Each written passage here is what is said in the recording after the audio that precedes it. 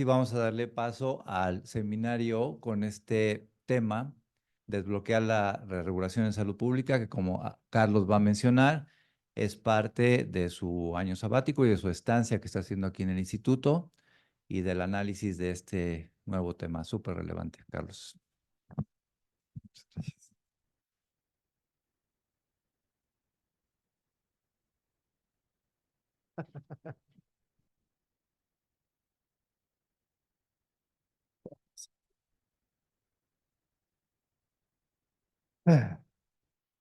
Bueno, va a estar difícil dar, especialmente tengo 15 minutos para dar, así que vamos a ver cómo sale. Este, eh, Así que se aplica, no estaba preparado para esto. Muchas gracias, Bernardo, en serio. Fue de la idea de hacer un seminario acá, así que se los agradezco mucho. Bueno, para mí es un honor estar en este instituto, en este auditorio, el día de hoy. Yo se los agradezco que hayan venido los que vinieron presencialmente y los que están conectados virtualmente, que muchos me mandaron mensaje, pues, pero les agradezco y igualmente agradezco el honor de estar en este lugar. Hace muchos años que no estaba en mi calidad de lo que estoy ahorita, entonces, además, muy emocionado. Pero bueno, vamos a darle adelante, vamos a ver cómo lo hacemos. Este, eh, sí quiero hacer,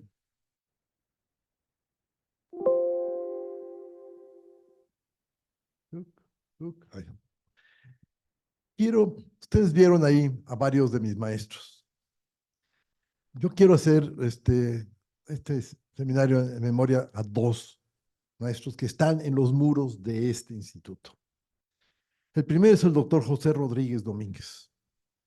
Todos los maestros que yo he tenido han creído en los jóvenes, han creído en los jóvenes.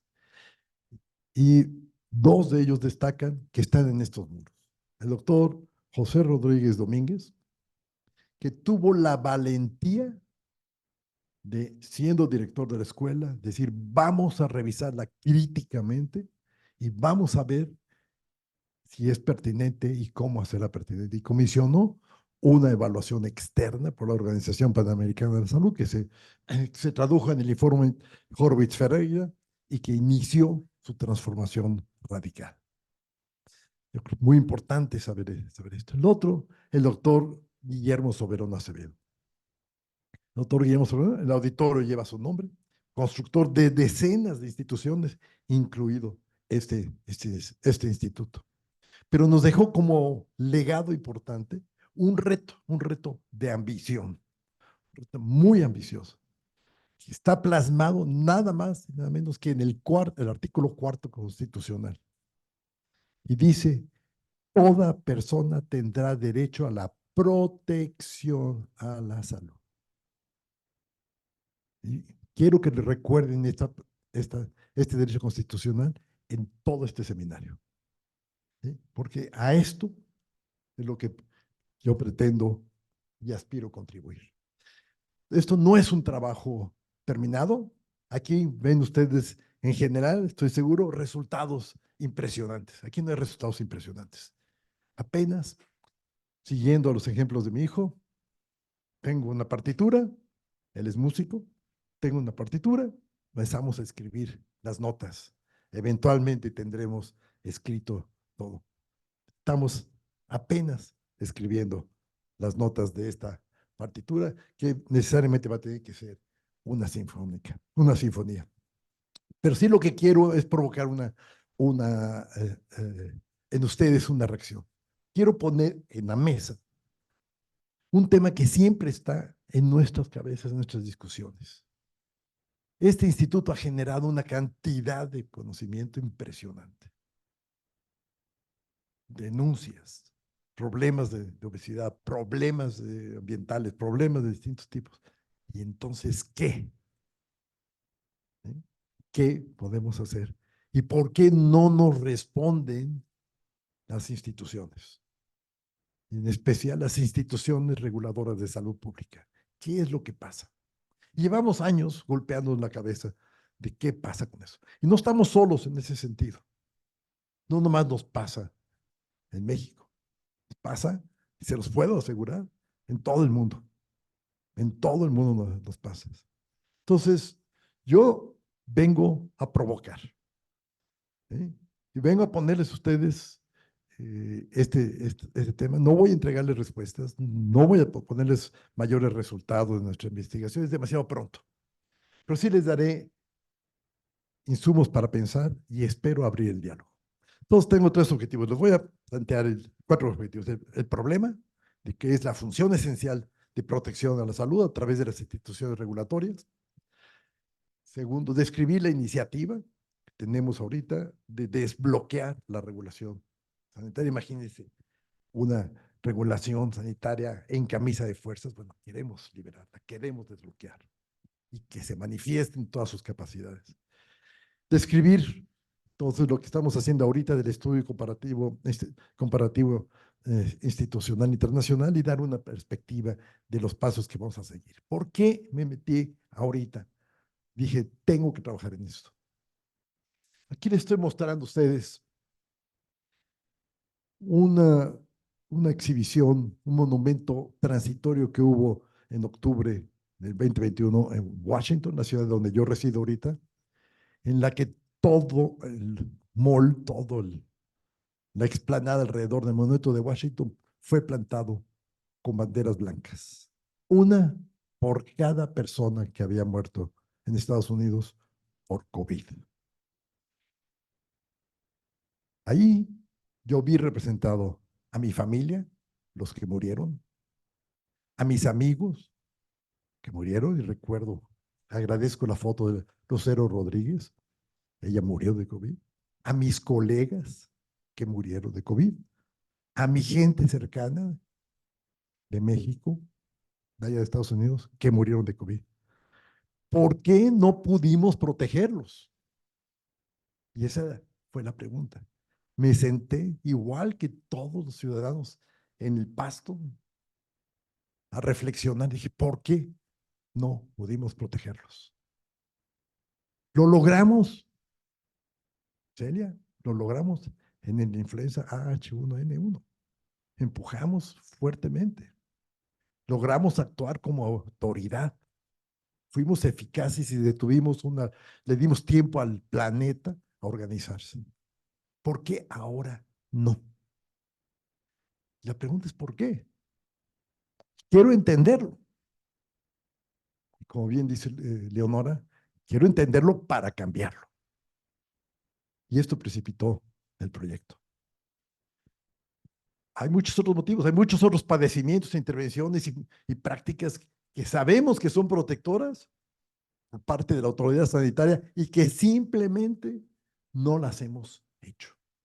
Sabemos que hay medidas de protección y que son la solución para todo esto. Desde el dengue, ahorita está en los periódicos, todos lados, dengue, dengue. Caray, sabemos que esto es algo totalmente resoluble si actuamos con autoridad y sabemos ejercer la autoridad.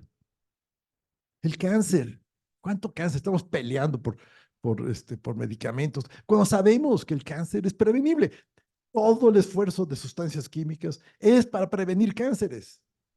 Y una gran cantidad de carga de enfermedad sería evitable si manejáramos las sustancias químicas. La diabetes, los alimentos y bebidas hiperprocesados con sustancias químicas abundantes en los alimentos. No nada más azúcar y grasas trans, que para mi dolor y consternación sigue habiendo una abundancia en los alimentos en México. La neurotoxicidad por plomo, por favor. Desde que éramos chiquitos, vamos a decirlo así, hemos sabido de esto y no lo hemos podido resolver porque no queremos actuar. Recorrí el país. Seguimos con problemas de intoxicación por clenbuterol. ¿Serio? Sí, seguimos con esto. Y nuestros laboratorios de salud pública los están midiendo. ¿Pero por qué? Los accidentes viales en el trabajo, la resistencia antimicrobiana, etcétera, tabaquismo, alcoholismo. el marketing dirigido a niños, la promoción ilegal de productos sucedáneos de la leche. 40 años después, seguimos con esto. La contaminación del aire, el agua, el suelo, el agua de contacto y consumo humano. Y la seguridad del paciente en los hospitales. Tantos otros problemas que sabemos que lo que requerimos es una buena protección por parte de la autoridad. Y vean ejemplos, no es nada más de México. Aquí tienen un ejemplo de lo más doloroso que pueden ver ustedes. El alza de la dosis de opiáceos en Estados Unidos, como sucede, se comienza a incrementar la dosis por persona, comienza a crecer, crecer, crecer hasta el 2010. Qué interesante. Suficiente para generar el hábito y la dependencia. Y ahí tienen ustedes la consecuencia en la mortalidad relacionada por opiáceos. En 2010 crece, crece y continúa creciendo. ¿Qué no podrían haber parado el asunto cuando vieron que estaba creciendo desde el principio? ¿Por qué no actuó la autoridad sanitaria en Estados Unidos?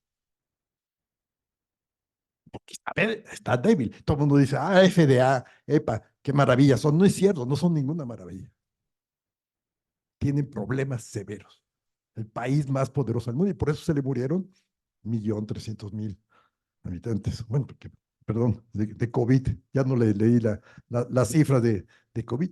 25 millones de mortalidad excesiva en el mundo.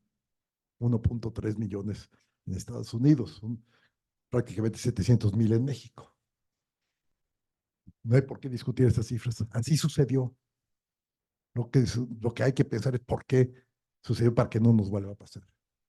Vean ustedes a esto.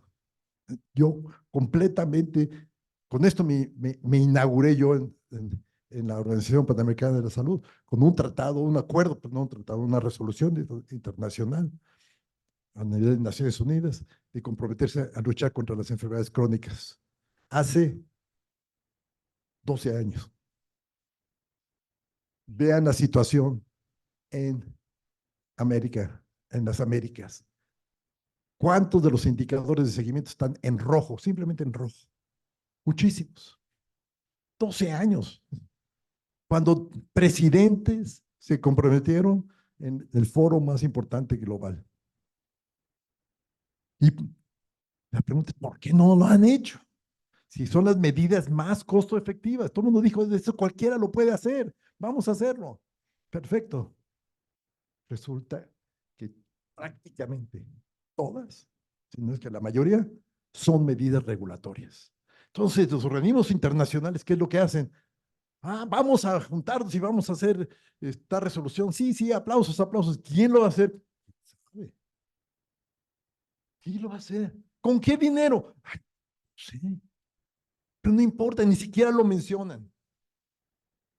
Sé que me está escuchando la directora interina de Asuntos Internacionales de México. En el tratado que se va a discutir ahora en mayo, en la Asamblea de la OMS, no existe un componente serio de fortalecimiento de la capacidad regulatoria para el tratado de prevención, de preparación y respuesta a la próxima pandemia. No existe. Listos para 1 millón, para 25 millones más de muertos. Entonces, esto no se vale. Vean aquí, 41 años de un acuerdo, un tratado voluntario, no es obligatorio. Dijimos, no, lo podemos hacer todos voluntariamente. Porque nos queremos mucho, vamos a hacerlo todo muy bien. El acuerdo de sucedáneos, de la comercialización de sucedáneos de la leche materna. Estuve a principios del año pasado en un congreso en Ginebra, viendo el seguimiento de todo esto. 41 años y apenitas algunos verdes tenemos. En promoción en servicios de salud ya no se permite, menos mal, menos mal. Pero lo demás, 41 años. ¿Por qué? ¿Por qué podemos permitir que esto siga sucediendo sabiendo que esto mata a nuestros niños? ¿Por qué lo seguimos tolerando? Porque no actuamos. Todas esas medidas, todas son regulatorias.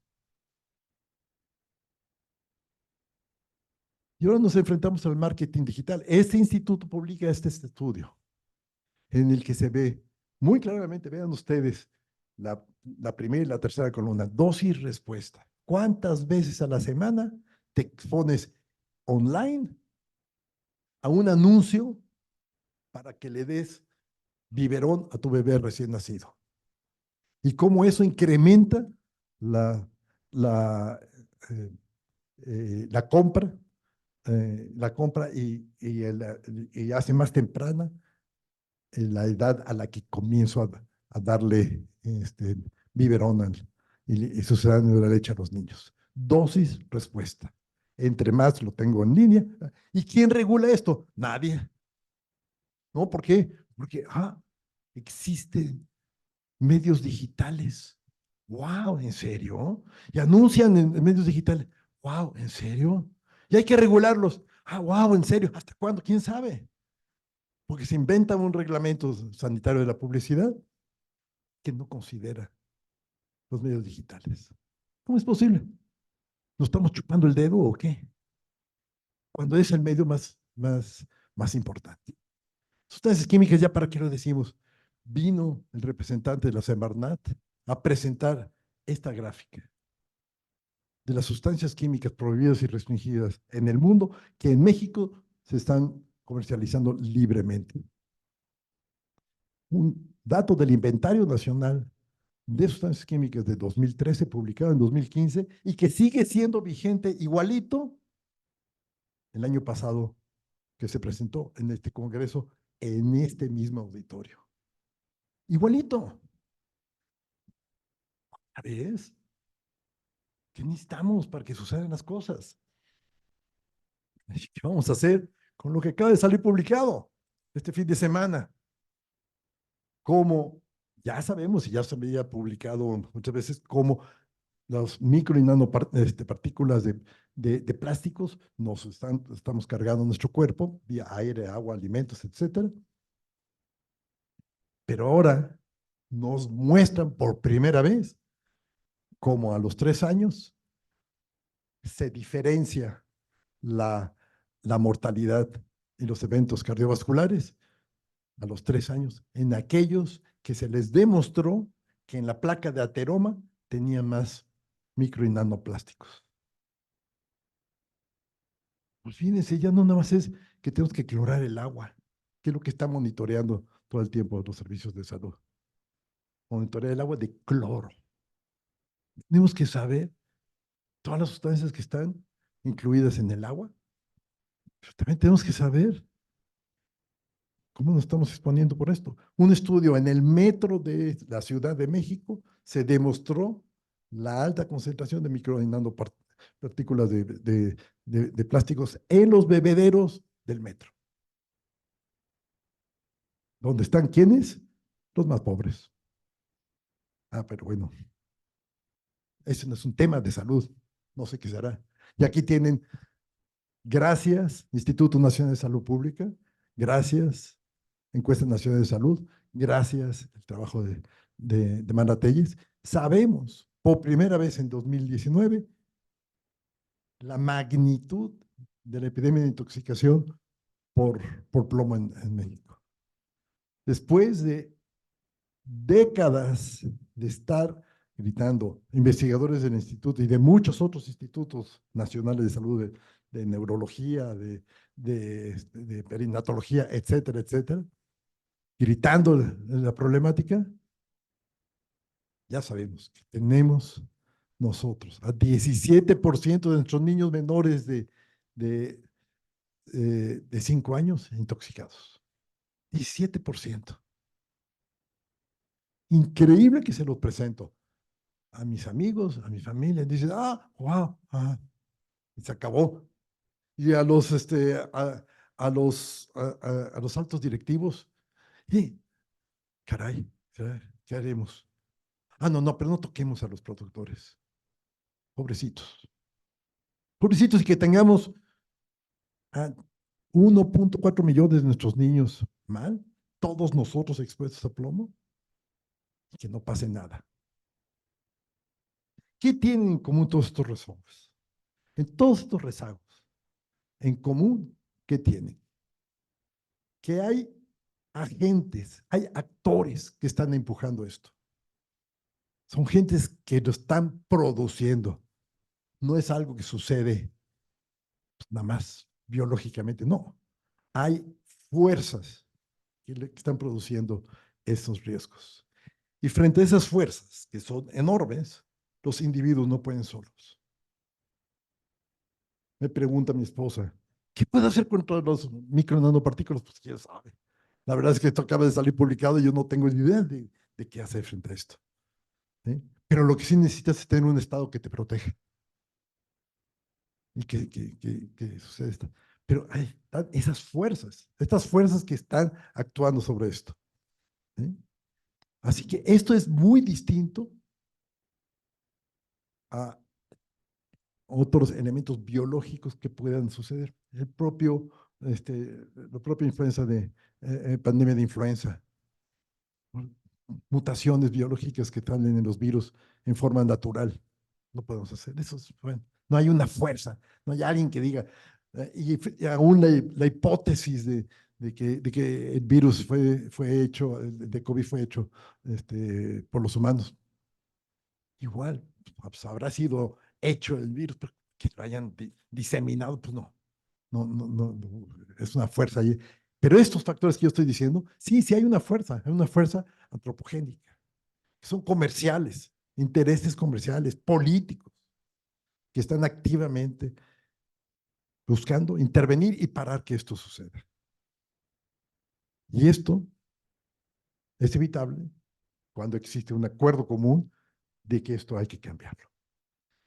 Entonces, este instituto nace después de 1985, cuando se caen los hospitales en la Ciudad de México y se tiene que iniciar la reconstrucción. Se genera un centro de investigaciones en servicios de salud y a entrenar directivos a ver cómo se van a conformar los servicios de salud. Una respuesta urgente porque se había caído la infraestructura. El instituto respondió fuerte a contribuir al sistema de salud. Ahorita yo lo que creo es que el instituto debe también de repensar y pensarse cómo va a responder a estos retos. Y pensar el sistema de salud, cómo funciona. Y este es un esquema muy simple del sistema de salud. No tiene nada que ver con los esquemas alumnos que ustedes han visto en sus clases. Esto está sencillo. ¿Sí? Lo que tienen ustedes es dos componentes, el de la salud pública y la atención médica. ¿Sí? Y son los dos componentes que tiene el sistema de salud. Pero vean ustedes, hay una parte fundamental al inicio que es una barrera protectora, un escudo protector, que debe de impedir que la gente se enferme lo más posible y que demande atención médica. Esta es la parte de salud pública, pero de toda la salud pública, esa parte inicial, la barrera protectora, que incluye la regulación, esa es la parte fundamental. Y esta es la parte que está en abandono social y en retroceso en inversión. Lo he estado mucho tiempo y me preocupa que siga. En Estados Unidos, muy claramente, se sabía desde el 2015 que la cobertura de servicios de salud pública era deficiente, que no había suficientes epidemiólogos, que no había suficientes especialistas en análisis de riesgo, no había suficientes epidemiólogos per cápita. un indicador de cobertura de servicios de salud pública. Todos estamos felices trabajando con nuestros indicadores de cobertura de atención médica. ¿Cuántos médicos, cuántas enfermeras tenemos per cápita? ¿Cuántos mastógrafos tenemos per cápita? Perfecto, muy importante. Pero ¿cuántos epidemiólogos tenemos per cápita en este país? ¿Cuántos promotores? ¿Cuántos analistas de riesgo? ¿Cuántos analistas pudimos formar como toxicólogos para que pudieran estar trabajando ahí? Entonces necesitamos esta barrera de protección para suceder esto. Y esta es la función esencial, una función esencial de la salud pública, y ahí están las funciones esenciales, que es fundamental, de la que más nos hemos obligado y que tenemos que asegurarnos que surge. Entonces, el problema es este. Existe un deficiente ejercicio de la autoridad en proteger la salud de la población a través de las instituciones reguladoras de salud del Estado. Ocurre tanto en países de ingresos altos como en las economías en desarrollo. El impacto de este déficit podría abarcar hasta el 75% de la mortalidad prematura mundial. Cuando se estudia la mortalidad evitable, muchísimas de estas intervenciones que evitarían muerte son regulatorias. Esto va acompañado obviamente de una inversión insuficiente a largo plazo en la capacidad institucional y en especial en la ciencia regulatoria. ¿Cuántas veces se ha dado un curso en el instituto sobre ciencia regulatoria? Hay ciencia regulatoria. Tenemos que estudiarla y desarrollarla. Y necesitamos, por lo tanto, liberar su potencial, visualizar qué innovaciones son necesarias para darle un giro a esta función esencial y reimaginar su valor social. Esto es desbloquear en todos los países, pero con mayor urgencia en los países donde este costo-beneficio, costo-efectividad va a ser más alto, que son las economías emergentes. Frente a esta angustia, yo dije, me senté y dije, tengo que entender. Tengo que aprender. Y me cobijé en una de las autoras más claras y más valientes que puedo conocer, Hannah Arendt, que se dedicó a comprender uno de los fenómenos más dramáticos en la historia de la humanidad, que es el Holocausto. 6 millones, 10 millones de muertos en el Holocausto. Nosotros nos chutamos 25 millones en el mundo en la pandemia. Ella, Dios mío, quiero entender qué pasó. Solo entender.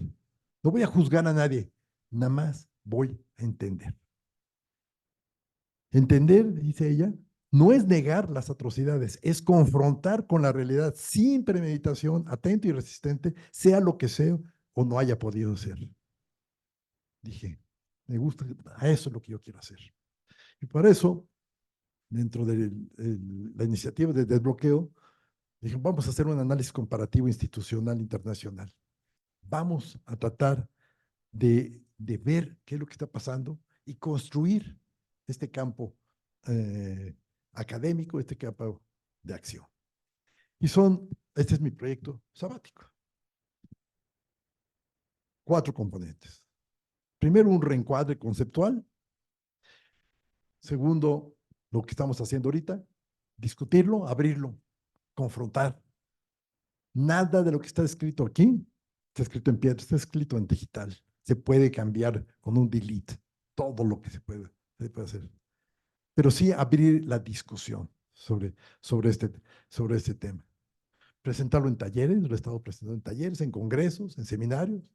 Quiero arrancar las publicaciones científicas, cursos y, ¿por qué no?, en consultas de política.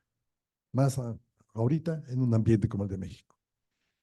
Estoy haciendo un análisis comparativo institucional, estoy tocando las puertas de instituciones de países desarrollados y de países de menor desarrollo y de países de muy bajo desarrollo. ¿Cómo es que están enfrentando y qué es lo que están haciendo y qué retos están viendo?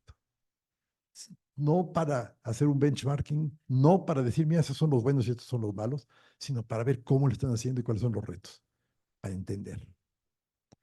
Y eventualmente buscar integrar todo esto y buscar un desarrollo institucional que pueda permitirnos ampliamente en una red colaborativa trabajar a nivel internacional este tema. Entonces, para eso iniciamos con una definición. ¿Qué es regulación en salud pública? La definimos así, es una definición de trabajo, ya está modificada varias veces y espero que sea modificada con lo que ustedes me digan. La regulación en salud pública consiste en la acción para proteger a la población frente a los riesgos para la salud. Proteger, ¿se acuerdan del derecho constitucional? Ese, para proteger. La acción para proteger a la población frente a los riesgos. Implica la evaluación sistemática sustentada científicamente. No es política, no es grilla, no es legalismo, es ciencia sustentada científicamente, la organización de productos, servicios y ambientes, favoreciendo los bienes comunes, la responsabilidad social y el mejor desarrollo de las personas y las comunidades. Es una función esencial de la salud pública, un componente institucional del sistema de salud que no se me raje ninguno de los secretarios de salud en los estados, en los países, de que les corresponde a ellos esta responsabilidad. Estrechamente vinculado al desarrollo económico y social y una función indelegable del Estado. Podemos delegar todo lo que quieran, todo lo que quieran del sistema de salud. Esto no se puede delegar. Es completamente indelegable del Estado, ejercida por la autoridad sanitaria. Para esto, estoy construyendo sobre conceptos que otros han considerado innovadores. Pero desde John Snow, que créanme, dicen por ahí que es el fundador de la epidemiología, pues resulta que no. Fue la primera autoridad sanitaria que claramente, basado en ciencia, jaló y quitó el brazo de la bomba de agua y detuvo, acompañado de la autoridad policíaca del municipio, para detener una epidemia de cólera. Un ejemplo claro de lo que debe ser la acción, la acción regulatoria. Bueno, desde John Snow, Amartya Sen, Miguel Bustamante, que nos enseñó cómo organizar los servicios de salud, las funciones esenciales, etcétera. Está la teoría de valor que Mariana Mazzucato impulsó con la Comisión de Economía y Salud ahorita en la OMS. Toda la teoría alrededor de economía regulatoria y las instituciones, el valor de las instituciones, incluido la captura regulatoria, la distribución de autoridad, las crisis de autoridad. Ahí tienen la foto de Hannah Arendt, y el filósofo Byung-Chul Han, que nos habla del poder y cómo la información, cómo se maneja. Pues todo esto lo he estado viendo en la revisión conceptual y tratando de generar conceptos que nos inviten a repensar qué es esto de la regulación, el papel del Estado, del gobierno, del poder, la crisis de autoridad científica, etcétera. Varios conceptos que les puedo compartir ahorita, ¿no? Que el Estado no es el gobierno es parte del Estado. Pues nosotros, todos, tenemos un papel en el ejercicio del Estado. El Estado incluye a la población y su organización. Y la salud pública no ha sabido incorporar suficientemente a la población y a sus organizaciones. El gobierno debe centrarse en la prestación de bienes públicos. Todo lo que hemos fallado son bienes públicos. No se consumen individualmente. Los bienes públicos, el conocimiento de cómo está la epidemia de intoxicación por plomo, pueden leer todo el mundo el informe del artículo, no se consume. Una medicina sí se consume individualmente. Entonces, esto es claramente un bien público y esa es la función fundamental del Estado. El poder El poder se ejerce mejor si es silencioso, si la gente lo introyecta, si la gente lo mueve. Y hemos fallado en nuestra comunicación y en el empoderamiento. Y eso lo sabemos. Tenemos que trabajar, tenemos que generar, compartir más el poder. Hay una crisis de autoridad. Desde Hannah Arendt lo describió en los 60. Una crisis de autoridad. No sabemos ser autoridad. Aunque nos digan que somos autoridad, no sabemos serla, no sabemos actuar en consecuencia. Y no nada más eso, sino que a la autoridad se le critica con una facilidad impresionante. Cualquiera lo critica, de lo que sea. Entonces tenemos que entender este hecho y actuar en consecuencia. Dentro de toda la autoridad científica, todos ustedes dicen, ah, mira, pues aquí lo hicimos muy bien y está la ciencia muy bien.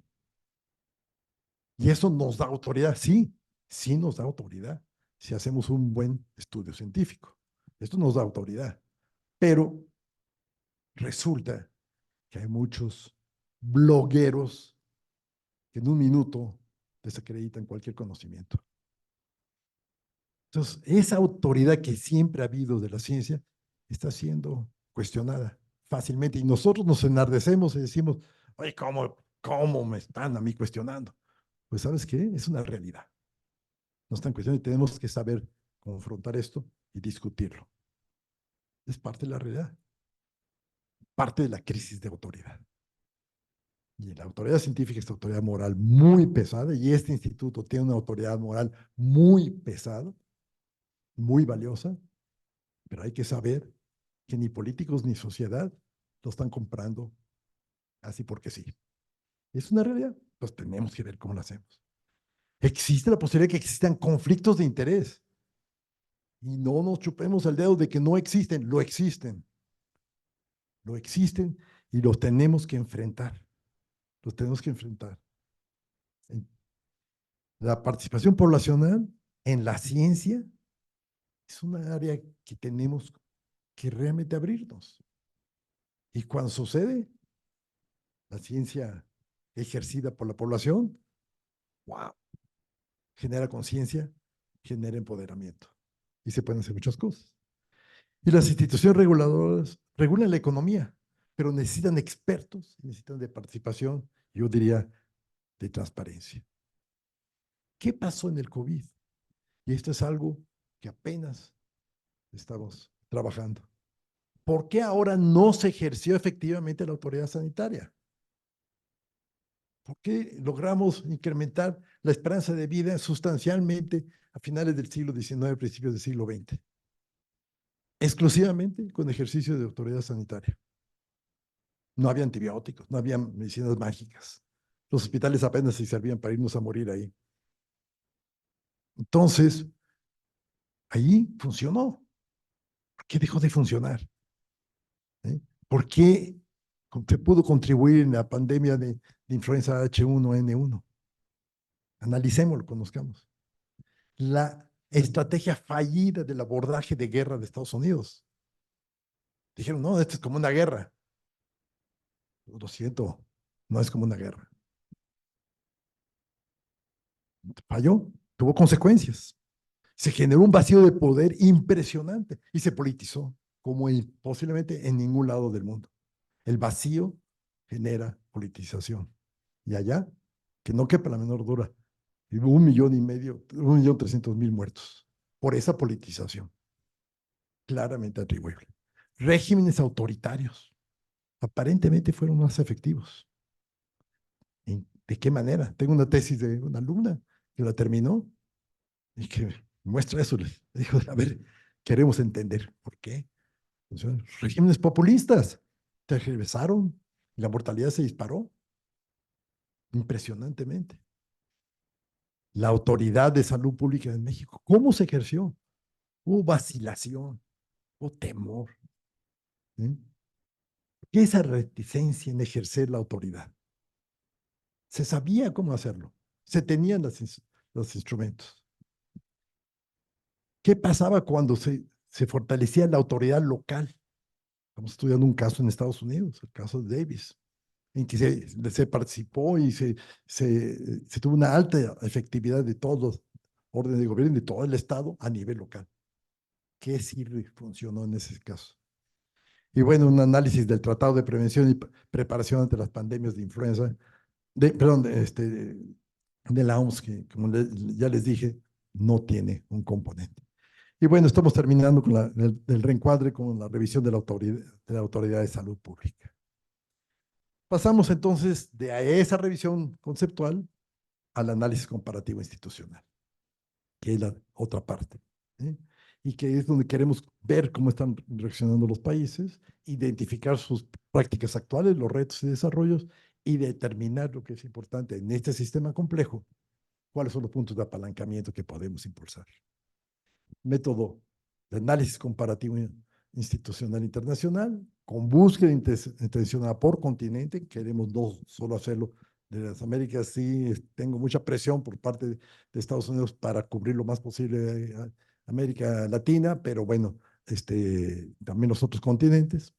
Y con un método sencillo, buscamos un contacto local, lo documentamos, revisamos los artículos publicados, pero vamos al sitio, vamos y hablamos con la gente. Y contactamos gente con una entrevista que ellos conducen para platicarnos, nos platican todo. Y nosotros nos aseguramos el recoger la información de ellos. Ya lo estamos haciendo, ya terminamos con la FDA, con ECA en Europa, dos ECA y EFSA. En México, COFEPRIS nos abrió las puertas a nivel federal y con varias agencias estatales en la Ciudad de México, Puebla, Campeche, Guanajuato y Aguascalientes. En Argentina me voy el domingo, ya estamos avanzando fuertemente y estamos avanzando en otros lados para ver y tratar de describir y entender qué es lo que están pasando. Son 15 elementos los que estamos cubriendo dentro de, dentro de estas visitas. Y voy a compartirles algunos hallazgos que hemos hecho de estos 15 elementos, todo, por favor, preliminarmente. En governance, el concepto de autonomía es un gran diferenciador. La autonomía del gobierno y de los sectores regulados. Muy importante, blinda institucionalmente, pero solo es efectiva si está en el diseño y en la ley, claramente estipulado. Hay una presión generalizada en todo el gobierno, en todos los gobiernos, de limitar el crecimiento de las estructuras. Y esas no son la excepción. El gobierno pequeño, y no digo yo un gobierno pequeño, el gobierno enano. Queremos tener un gobierno enano. Y eso yo lo escuché cuando estudié en mi doctorado de Ronald Reagan. Ronald Reagan era el que decía, necesitamos un gobierno pequeño, es muy grande. Necesitamos un gobierno pequeño. No, perdónenme. Necesitamos una austeridad en el ejercicio del presupuesto. Perdón, la austeridad mata. Y el gobierno pequeño es ineficaz. Necesitamos un gobierno sólido que responda. Entonces, agarramos y decimos, no tengamos instituciones grandes. Ah, pero sí les damos un montón de mandatos y tienen que hacer esto y esta ley y esta otra ley y esta otra ley. No se digan en Naciones Unidas. En Naciones Unidas, cada año, en Naciones Unidas, en la Asamblea General o en la OPS o en la AMS, resoluciones. Una resolución tras otra, tras otra. ¿Y quién lo va a hacer? ¿Quién sabe? Porque cada vez es más chiquito. La población crece, las necesidades crecen, pero no, necesitamos un gobierno chiquito. Perdón. Ahí están, 1.350.000 muertos, 25 millones de muertos en el mundo. Gobiernos chiquitos tienen el resultado, por lo menos en nuestro caso. Entonces, a menos que se construya una política específica, las instituciones regulatorias sí pueden, poner atención, profundizar las inequidades. Tengamos mucho cuidado. Con una distribución regresiva del financiamiento central federal o con una segmentación de sus servicios a las corporaciones y no a los pequeños productores. Entonces, mucho cuidado en materia de gobernanza. Ahí tienen ustedes los resultados. Tenemos algunos realmente autónomos, completamente autónomos, otros sectorizados a salud, algunos desconcentrados, pero tenemos de todo tipo de naturaleza. Interesantemente, cuando se les pregunta a los altos directivos, ¿cuál es el valor social? ¿De qué sirve lo que están haciendo ustedes? ¿Qué, realmente, la verdad, como digo yo, rechinan llandas. ¿Valor social? No había escuchado de eso. Es decir, ¿cuál es el valor? Dime, te vas a comprar un coche, pues, ¿cuál es el valor de tu coche? ¿Por qué estás pagando 1 millón de pesos en lugar de 500,000 pesos por un coche? Te dio algo, ¿no? Es un valor. Bueno, pues, ¿qué es el valor? No entienden. El valor para el conjunto de la sociedad sí se aprecia más en las instituciones más desarrolladas. En las instituciones menos desarrolladas se entiende mucho menos. Pero lo que sí, las presiones económicas y legales son las que le ganan al valor de salud pública. No, no, pues estamos respondiendo a ciertos sectores económicos, estamos respondiendo a la ley, a lo que sea, ¿no? Y ahí tienen ustedes, ¿no? De los distintos conceptos de valor, el único que todo el mundo habló es que hacemos procesos muy buenos. ¿A dónde nos llevan esos procesos? ¿Quién sabe? Pero son muy buenos. ¿Sí? Cosa que no tampoco es cierto, pero bueno, eso es lo que dicen. Sí, de salud, más o menos, de rechinón. Vean uno de los países más desarrollados que ni siquiera lo menciona. Su chamba es hacer procesos para la economía. Pues aguas. ¿Sí? Entonces sucede eso, ¿no? Para el desarrollo, uno de los casos que tengo ahorita analizados, dice, es para el desarrollo del país. ¡Wow! Uno, en la ciencia, algunos tocan el tema de salud. La distribución de la autoridad, que no nada más yo la ejerzo, sino la comparto con distintas otras instituciones u otros niveles. Quienes estiran la manota lo más fuerte es comercio y economía. Ellos dicen, oye, esto me está afectando a mí, yo quiero mano. ¿Sí? Cuidado, ¿sí? Está muy bien, yo no veo ningún problema en eso, pero hay que saber que son los más activos y que van a tener un interés en ello. ¿Sí? Existe una brecha muy grande, lo que he visto en Europa, lo que he visto en Estados Unidos, lo que vi ahorita en México, lo que estoy viendo en Sudamérica, una brecha entre el orden central con el local. Una cosa es el rollo a nivel central y otra lo que está pasando a nivel local. Son dos lenguajes muy extraños, muy distintos. Y la realidad local manda. Para mí es la que manda. ¿Sí? Y algo está pasando. ¿Sí? Y existe una muy rara y difícil coordinación entre los que están en salud a nivel municipal y las autoridades municipales. En cuestión de coberturas, ¿no? Interesante este concepto de cobertura y lo quiero insistir. Existe una heterogeneidad, primero, en la amplitud de las atribuciones de las áreas sustantivas a cubrir. ¿Qué es lo que debe de cubrir la regulación sanitaria? Ahí sí, de chile y de manteca, ¿eh? Hay de todo. Entonces, ¿qué tanto tengo cuando hable de cobertura, qué es lo que tengo que incluir en mi cobertura? Un poquito como en los servicios de atención médica, lo mismo está sucediendo. Pero una controversia más preocupante en la definición del universo. ¿Cuál es tu universo de cobertura? ¿Es la población o es los productos a controlar o es los establecimientos? ¿Cuál es? ¿Para quién estás trabajando? Y cuando yo les digo, no, tienes tantos inspectores por habitante. Se quedan viendo y dicen, ¿qué? ¿En serio? Sí. Ah, ¿qué no sabías que tenías habitantes bajo tu responsabilidad? Entonces, muy, muy importante. Y muchos de ellos pues, trabajan, dicen, no son establecimientos. ¿Cuántos? Híjole, quién sabe.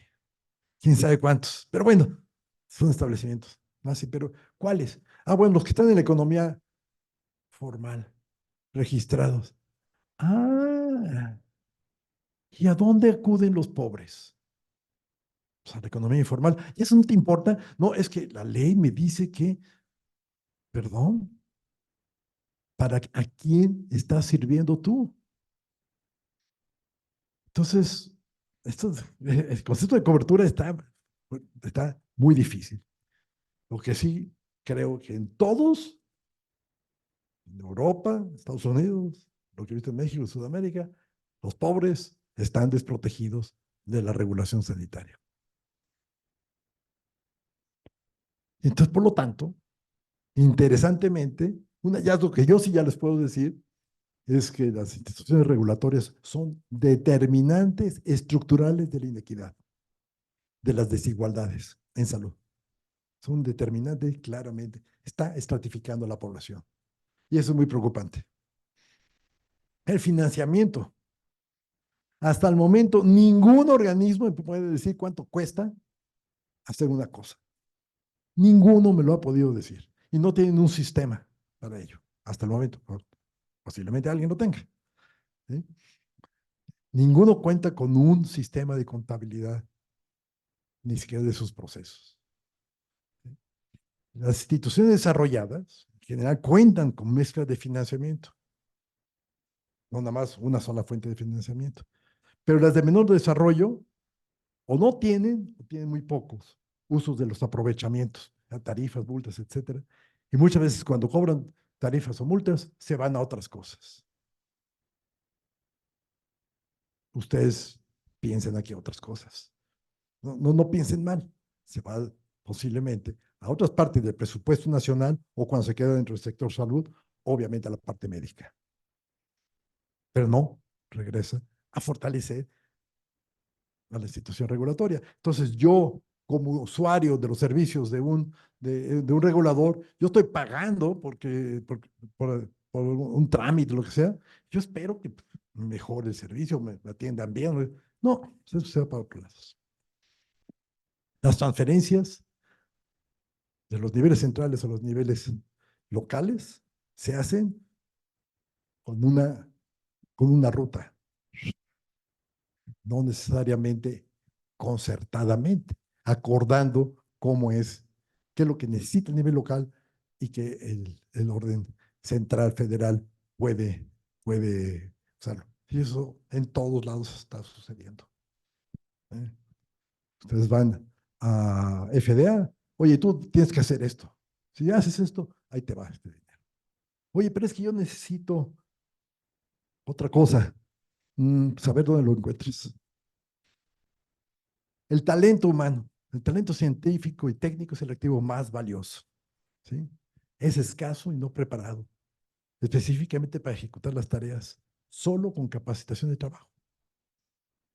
Y hay deficiencias en la apreciación remunerativa. ¿Cuánto yo valoro que esta gente me puede hacer? Y por lo tanto establecer políticas de atracción y retención. Yo quisiera que todos los alumnos que salgan de acá, que quisieran irse a una institución regulatoria a nivel estatal o nacional o internacional, fueran atraídos. Eso sería interesante. Ahí tienen ustedes algunos costos. Vean ustedes el costo per cápita, ¿sí? En las distintas instituciones. La primera que se dedica a químicos es un área muy específica. Vean ustedes la segunda que es norteamericana, $18 per cápita están gastando. Los demás, 0.81, 0.38, 0.30, $1 al año para cada población. ¿Cuánto está gastando por trabajador? 12,000, 3,000, 7,000. ¿Cuál es la razón de gasto médico versus el regulatorio. Ven unos algunos un poquito escandalosos, 8,326 veces más en médico que en salud, 1,913 veces más, 1,833 veces más gasto médico que regulatorio. Y con eso queremos hacer esta barrerota, este escudote. Está medio difícil, ¿no? Yo creo que. ¿Cuántos trabajadores por 1,000 habitantes? Sabemos, por médicos, 1,500, 250 enfermeras por, perdón, una enfermera por cada 250 habitantes. Perfecto. Aquí tienen 0,001, 0,016, 0,030 por cada 1,000 habitantes. Y queremos hacer tratados internacionales, queremos pasar leyes, queremos pasar todo esto. ¿Con qué? ¿Sí? Y tenemos distintas fuentes de financiamiento, la mezcla de financiamiento. Y tú me dices, yo creo que ya tengo que terminar, pero bueno, yo no contaba la primera parte, pero bueno, están ingresos generales en qué se utilizan y con las multas en qué se pueden utilizar. Hay múltiples financiamientos. No todo, expandir esta capacidad, no todo requiere del financiamiento de los impuestos. Y ahí ven ustedes la distribución. Algunos países dependen completamente de los niveles centrales federales, otros sí tienen una distribución con contribución estatal y otros sí están utilizando lo que son los cargos,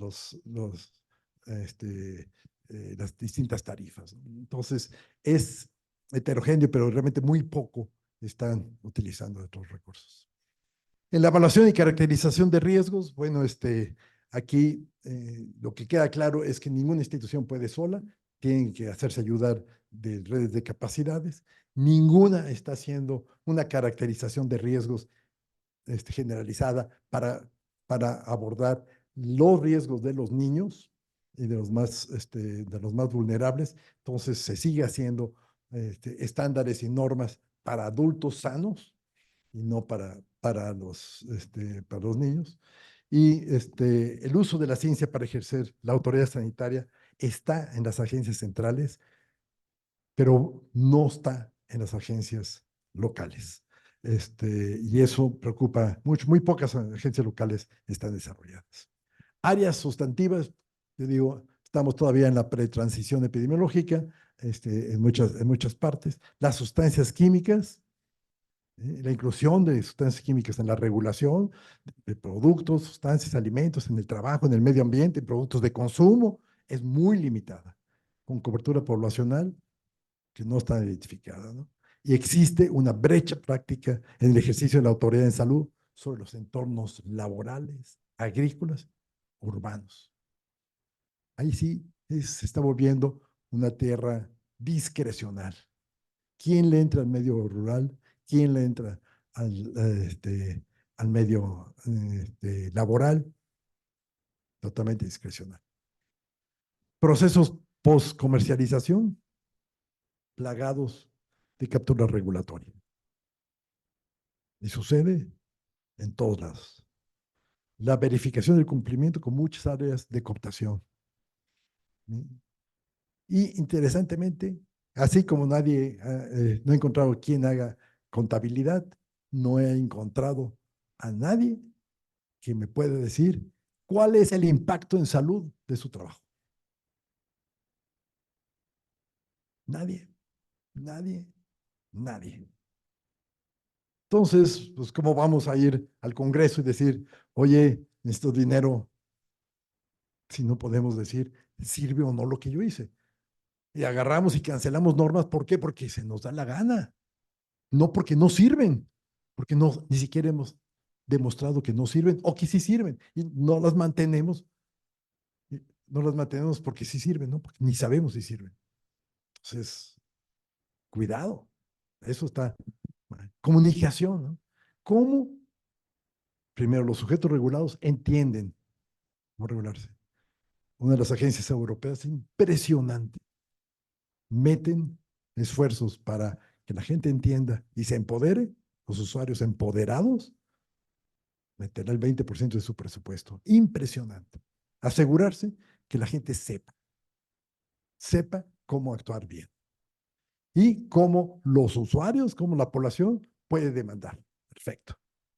Gran esfuerzo, ¿no? Con guías, etcétera, ¿no? Pero en las agencias menos desarrolladas, esto es mucho menos existente, si es que a veces existe. Y la comunicación de la necesidad del beneficio regulatorio a la población beneficiada es, en general, muy pobre en todo el mundo. Entonces, por lo tanto, la gente no está con pancartas diciendo, yo quiero una regulación sanitaria fuerte. No, no lo tenemos. ¿Por qué? Porque la gente no sabe. No hemos hecho nuestra tarea de traducirle qué es lo que sí hace esta. La gestión de crisis es casuística, reactiva, no es meramente circunstancial. Realmente son instituciones en general muy rígidas que no se flexibilizan para entrarle al quite. Y ahí lo tienen. ¿Sí? El trabajo que les costó abrirse y volverse transparentes en la aprobación de una vacuna o de un medicamento. Le dije al administrador de la FDA, mis respetos, porque abrieron cómo transparentaron la aprobación de medicamentos o de vacunas, pero transparentaron, que yo veía el video y yo podía escuchar cada argumento, completamente. Ese es un hito, no lo han seguido, pero bueno, impresionante, pero son oscuras y rígidas. La infraestructura, los sistemas de información, la capacidad de laboratorio, no hay país que tenga capacidad de laboratorio suficiente por sí mismo. Una institución que tenga capacidad de laboratorio. Siempre los que lo han logrado tienen redes de laboratorio. Y tienen redes de laboratorio público-privadas. Ni modo, es cierto. Entonces, ¿qué es lo que se aseguran? Las buenas prácticas de laboratorio y una interacción de trabajo muy importante con los estados, con los laboratorios de salud públicas estatales y con otros laboratorios. En sistemas de información, las mejores agencias que he visto tienen 35% de su presupuesto, 35, escuchen esto, 35% de su presupuesto en software, hardware y desarrollo de sistemas de información. ¿Por qué? Porque esto les ayuda a transparentar, a eficientar las cosas. 35%. ¿Sí? Y el avance tecnológico del laboratorio y sistema de información es el gran diferenciador de su efectividad. Entonces, los sistemas de información sirven para proteger contra los riesgos. Un instrumento esencial de trabajo. Es como el bisturí para el cirujano. No podemos negar. Me dicen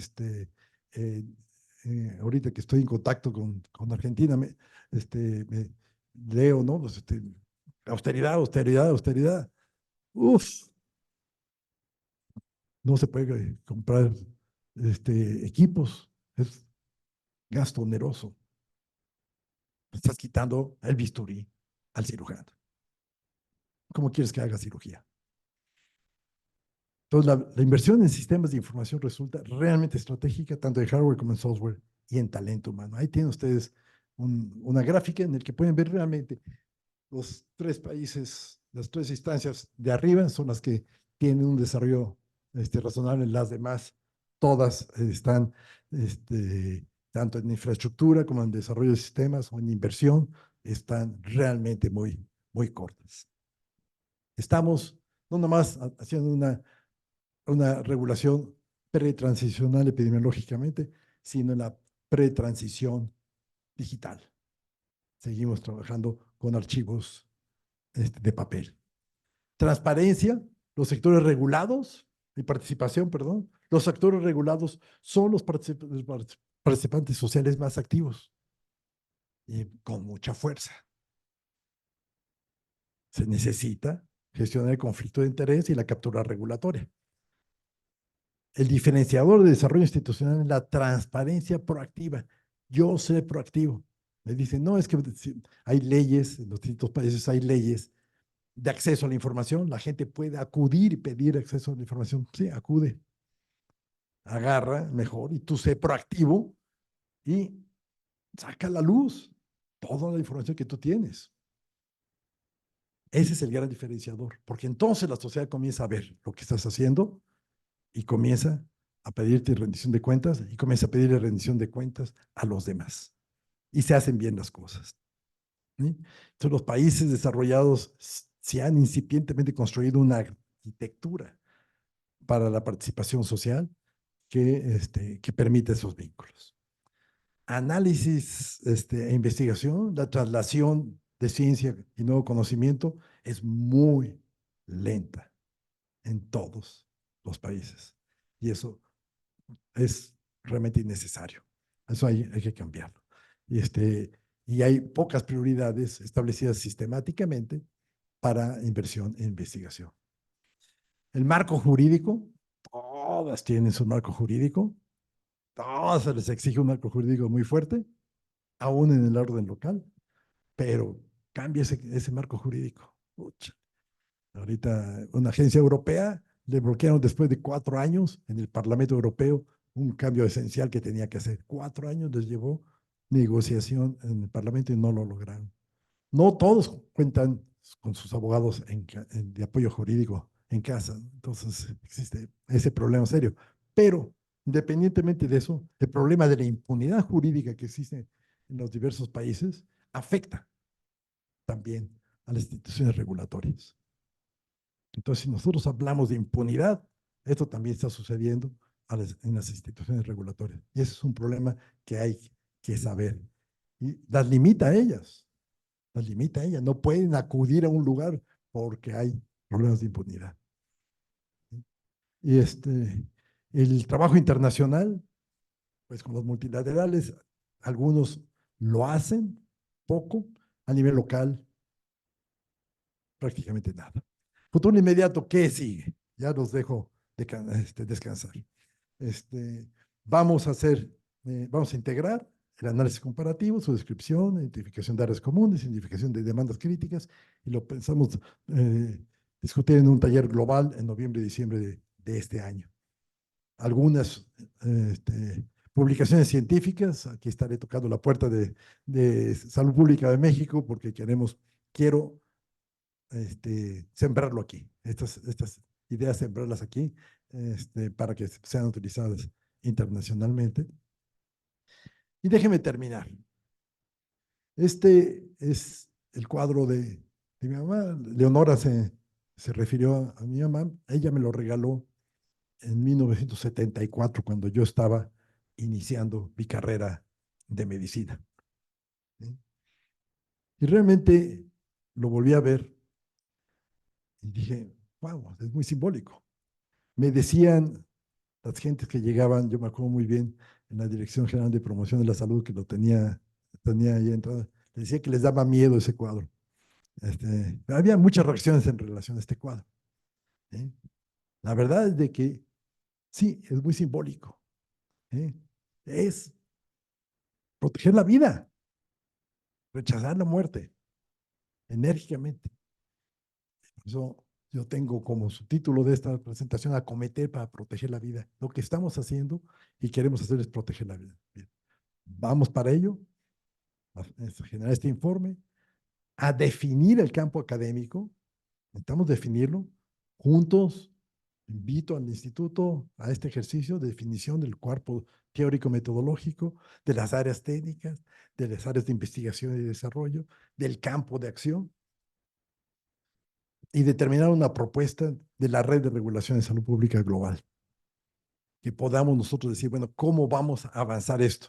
E incidir desde la academia de esto, poner el renglón, el dedo en el renglón, moverlo. ¿Sí? Tenemos que hacerlo.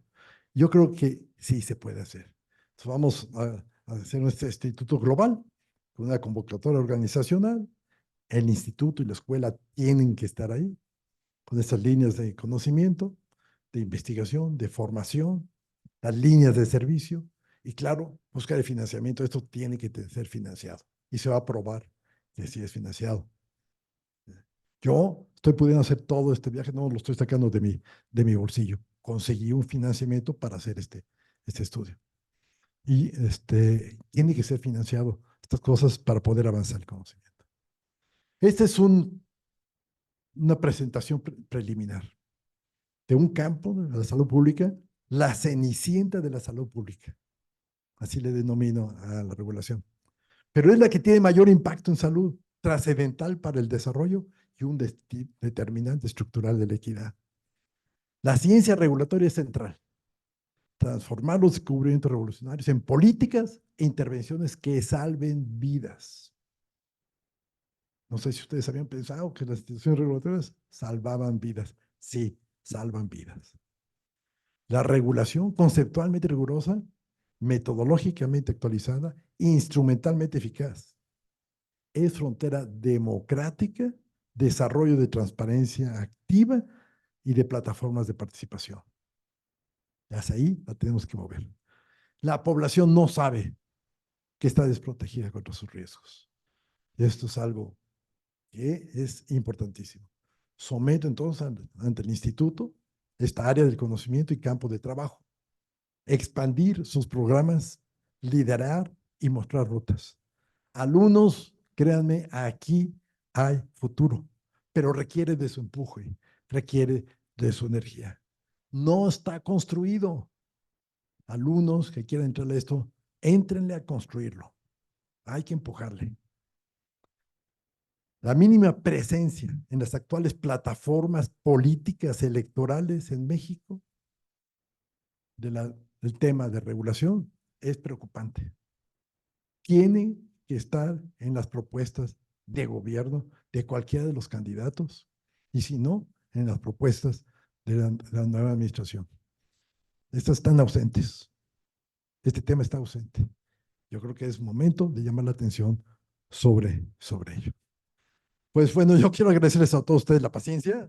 Qué bruto de cuánto tiempo se llevaron. Eh, eh, pero bueno, agradecerle al instituto, a Eduardo, a Bernardo, a Horacio, todo el apoyo que me dieron. El instituto es mi sede para este proyecto y para el diálogo abierto. A todas estas gentes que han apoyado en las distintas instituciones y que me están apoyando, y a muchos otros que no puedo yo generar. Ha sido un trabajo interesante, fuerte, pero bueno, me gustaría mucho, si hay tiempo, escuchar algunas reacciones al respecto. Muchas gracias.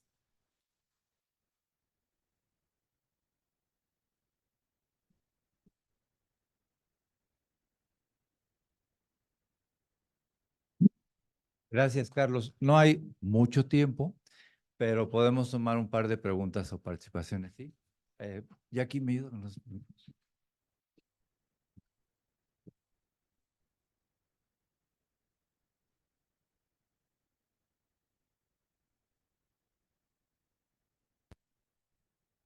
Gracias, buenas tardes. Muy breve, dos comentarios, cuatro inquietudes, preguntas muy rápidas. Uno, felicidades, reconocimiento por la trayectoria académica, profesional, Carlos, y las aportaciones que has hecho a la salud. Te has constituido realmente en un ejemplo para muchos de nosotros. Es muy rápido. Dos, reconocer también que estás poniendo el dedo en el renglón en este tema de la salud, de la revolución sanitaria. Me acuerdo desde que entré a el tema de salud, se decía, la salud pública es el patito feo de la medicina y la regulación sanitaria es el patito feo de la salud pública. Entonces, qué bueno que se está retomando el tema. A partir de la conformación y trabajo de la COFEPRIS, hubo un cierto reposicionamiento, una legitimación de la función de la regulación sanitaria, pero creo que esto que estás haciendo va a ayudar a avanzar. Cuatro puntos, inquietudes que tengo rápidamente. ¿Cómo blindar, y están relacionados ya con el trabajo, cómo blindar de los intereses políticos a la regulación sanitaria a pesar de la toma de decisiones basada en la evidencia científica? Creo que ese es un tema fundamental que con toda y la mejor diseño organizacional, los mejores instrumentos y recursos, si no hay ese blindaje, esa neutralización, esa contención de los intereses políticos, difícilmente la regulación sanitaria va a poder cumplir con sus objetivos. Segunda inquietud, ¿cómo encontrar el equilibrio entre la intromisión de la regulación sanitaria y la privacidad de los privados? Es decir, es un tema que se ha venido discutiendo mucho en términos de quién y hasta dónde pueden intervenir, y aquí entran cuestiones de la ética en salud pública y de los derechos humanos. 3, rápidamente también, cómo encontrar el equilibrio, cuál es el equilibrio más adecuado en el financiamiento, en las fuentes de financiamiento, sobre todo porque tiene sus implicaciones si es meramente del presupuesto público, si tiene que ver con las cuotas de recuperación o con impuestos dirigidos hacia el financiamiento de las instancias o las autoridades sanitarias en los países. Creo que ese es un tema fundamental que habría que identificar. Y bueno, lo dejo ahí, esos 3 nada más. Muy brevemente. No espero respuesta, simplemente es dejarlas. No me gustaría. Sí, claro.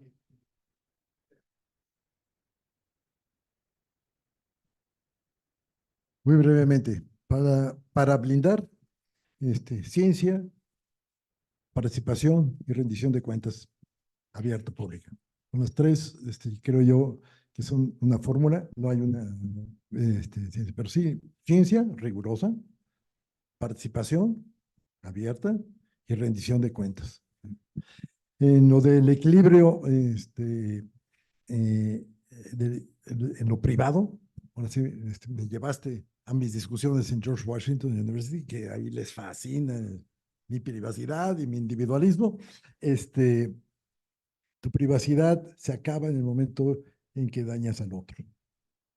En el momento que tú tienes un efecto sobre el otro, entonces el otro tiene derecho de saber y de tener. Y tú como Estado tienes que ver en esa intersección entre los otros. Entonces, esa es la definición, aún en Estados Unidos, que son los más fuertes en este sentido.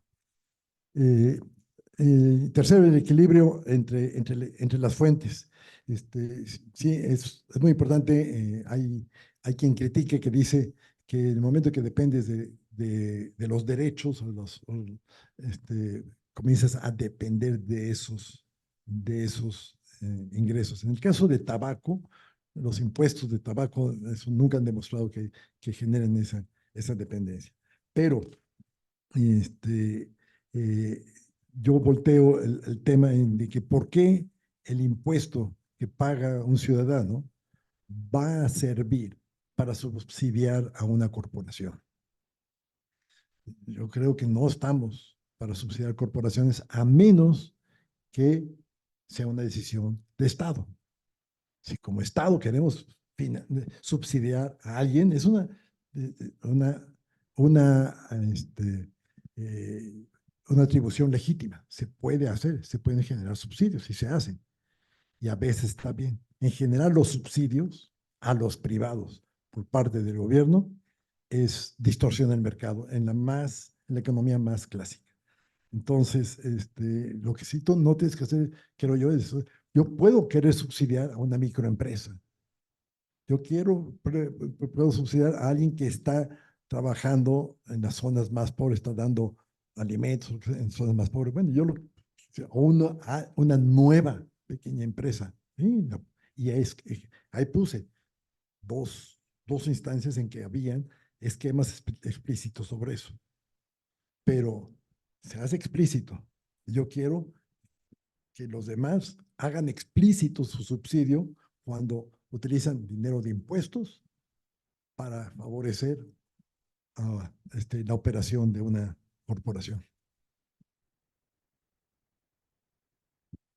Segunda y última. Muchas gracias.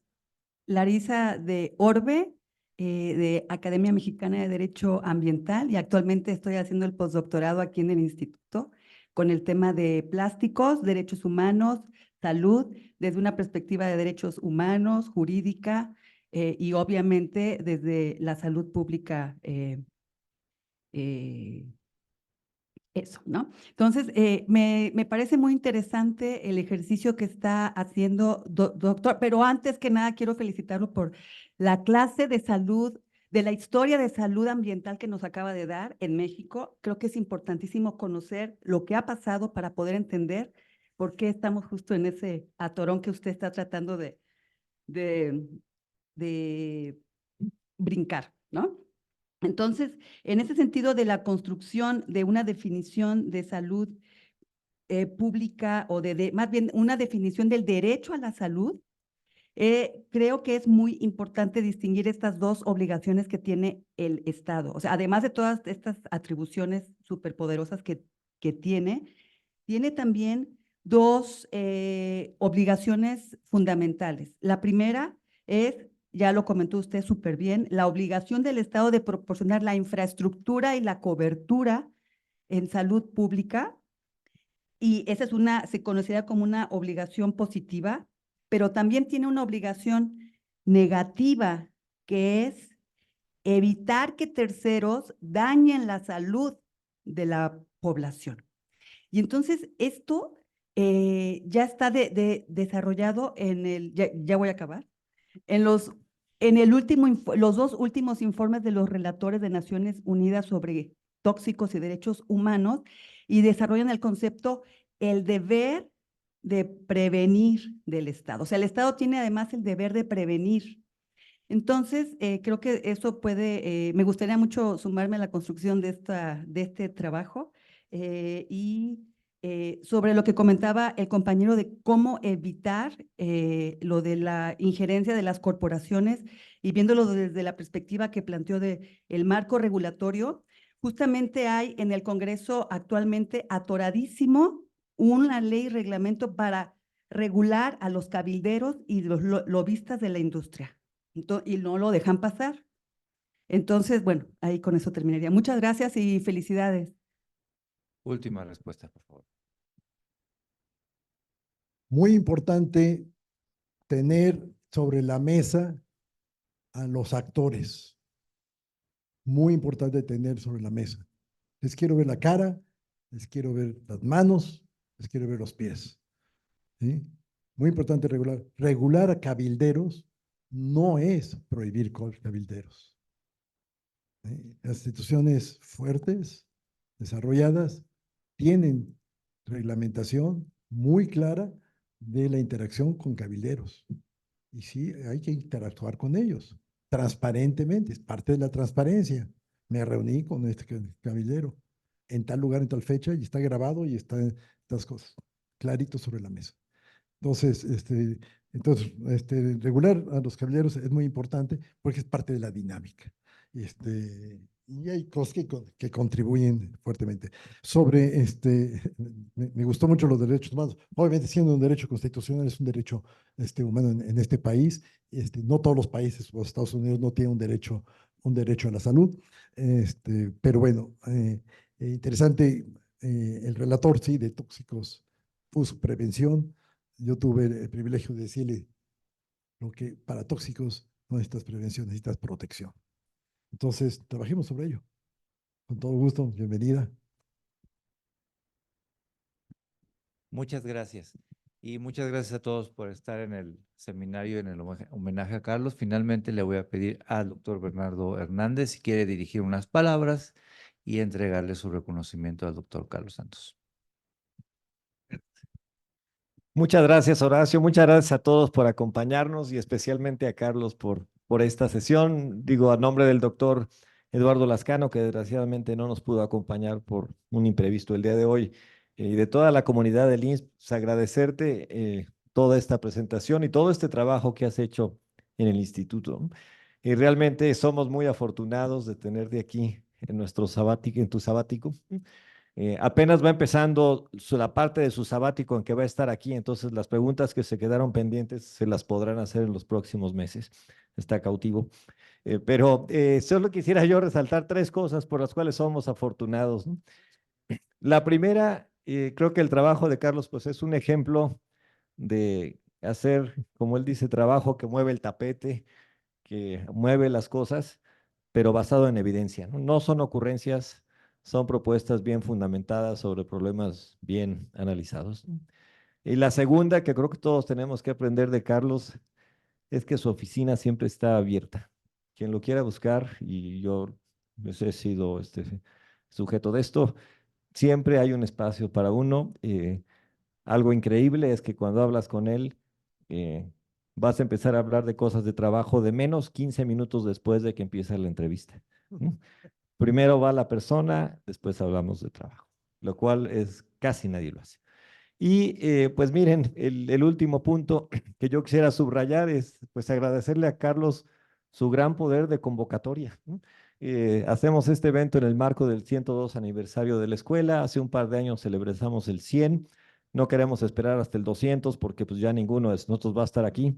Entonces, no dejar, aprovechar estas oportunidades para nuestra celebración. Agradecer mucho al doctor Horacio Riojas y a todo el grupo de salud ambiental la organización de este evento, también con el apoyo de parte de la Escuela de Salud Pública de México, el área de la doctora Nenetzen Saavedra y otras áreas que han estado involucradas también. Agradecerles toda su participación. Leonora, muy brillante exposición, ya queda asignada para actividades de este tipo.